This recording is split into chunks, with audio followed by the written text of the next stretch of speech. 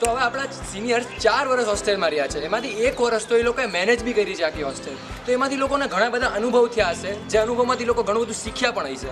તો એ અનુભવમાંથી લોકો શું શીખ્યા અને આપણે શું શીખ આપે છે એ આપણે ચાલો જોઈએ.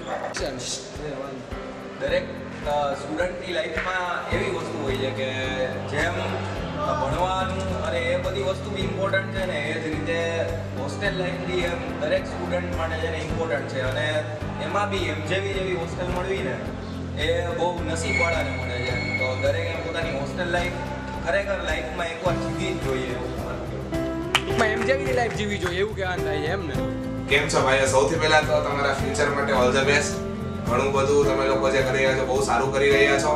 તમારે આગળ જે કરવું છે આજે અહીંયા હોસ્ટેલમાંથી નીકળ્યા પછી એક તમારો ધ્યેય ખાસ કરીને તમે લોકો નક્કી કરી લેશો ત્યાંથી કે તમારે પાછળથી પછતાવું ના પડે, બરાબર? અને બધા યુનિટી ફૂલ રાખજો, બરાબર? બધી વસ્તુ સારી રીતે અને સરખી રીતે કરજો. એટલું જ મારે તમને લોકોને કહેવું છે.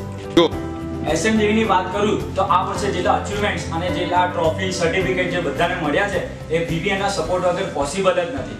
મારી વાત કરું તો આજે ટેબલ ટેનિસમાં જેટલો પણ હું નામ મારું ફેમસ થયું છે એ મને SMJV માં એડમિશન મળ્યું એના લીધે થયું છે. અને હજી પણ લોકો પ્રેશર અને સ્લેઝિંગના લીધે રમી નથી શકતા, આમ ડર છે. એક વસ્તુ યાદ રાખજો, જેટલો તમને રમવાનો ડર છે ને એટલો અંધેરી અને પુણે ને VVN ની ટીમ ઉતરવાનો ડર છે. અને જો આ રીતે આપણી મહેનત કન્ટિન્યુ રહી ને તો 100% નેક્સ્ટ યર ચેમ્પિયન્સ ટ્રોફી આપણા VVN માં આવશે, એ મારી ગેરંટી છે. એક આમ અંદરથી જુસ્સો હોવો જોઈએ. जीत की खातिर बस जुनून चाहिए, जिसमें उबालो ऐसा खून चाहिए. आएगा ये आसमां जमीन पर, बस इरादों में जीत की गुंजाइश चाहिए, इरादों में जीत की गुंजाइश चाहिए. એઝ અ સ્પોર્ટ્સ સેક્રેટરી મારી ઈચ્છા હતી કે આ વખતે હોસ્ટેલમાં ઇન્ટર MGનું હોસ્ટિંગ થાય, પણ હોસ્ટ થઈ નહીં ઇન્ટર MG અહીંયા.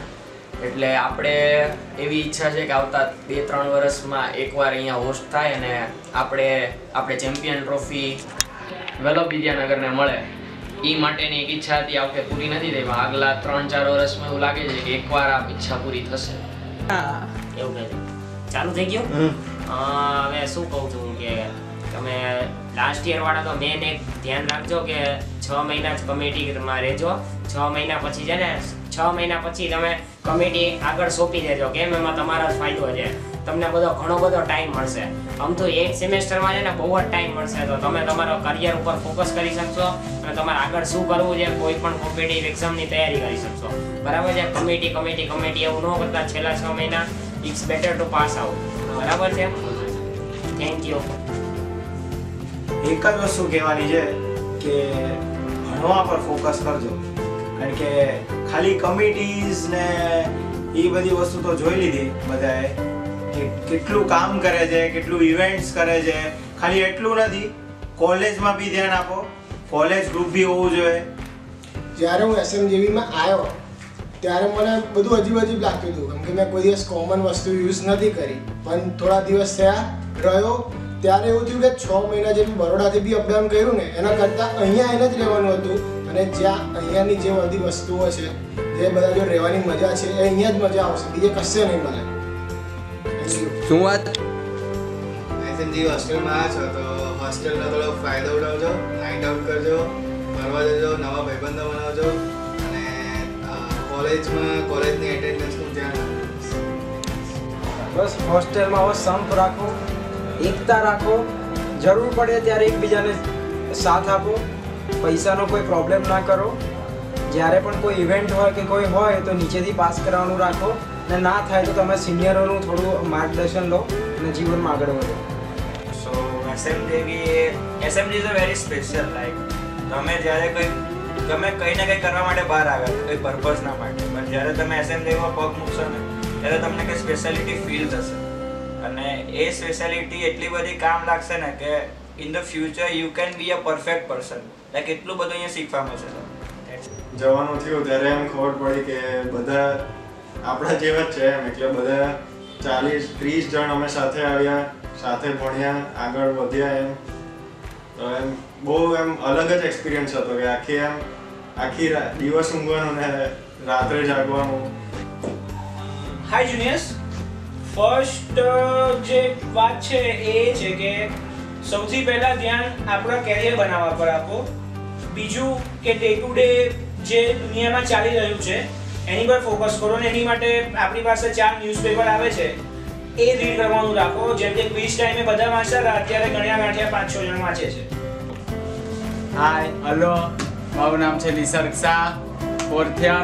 હવે હું 3rd યર કે 2nd યર એ બધાને કંઈ શીખવાડ આપવા માંગતો નહીં, કારણ કે હવે બધા જ 21 વર્ષના તો થઈ જ ગયા છે. તો એ લોકોને શું શીખવાડ આપવાની? આપણા કરતાં પણ 4th યર કરતાં પણ 3rd યર બધા દર વખતે આગળ જવાના. એમ જે છે લોકોને આમ કહેવા માંગુ તો ધાર્મિક અને મારો તો એવું છે કે વિહારને જે ધાર્મિક એક્ટિવિટી પબ્લિક કરે છે એ બસ આગળ રાખીને જેમ દર વખતની જેમ તપસ્યા વધે છે અને સારી સારી લોકોની વ્યવહાર પણ વધે છે ને એ અંગે ભાવના પણ વધે છે. તે લોકો આમ પ્રશંસા કરે છે ને લોકોમાં આપણે આખરે કલ્પસૂત્રમાં કર્યું ગિરનારથી લોકોના રિવ્યુ આવ્યા કે ખૂબ જ તમે સુંદર કર્યું છે. તો મારું એ જ કહેવું છે કે લોકો ભાવના પણ સારી કરતા જાય લોકો અને વિહારને આ બધાને બસ આગળ વધારતા જાય.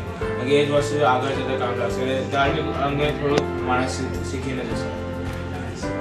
તમને એક જ વસ્તુ કહેવા માંગુ કે 4 વર્ષમાં કે 3 વર્ષમાં તમે એટલું એજ્યુકેશનમાં તમારા લેવલમાં એટલો વધારો કરો કે 3 વર્ષ પછી તમને એવું નહીં લાગવું જોઈએ કે આ અમે શું કામ કર્યું.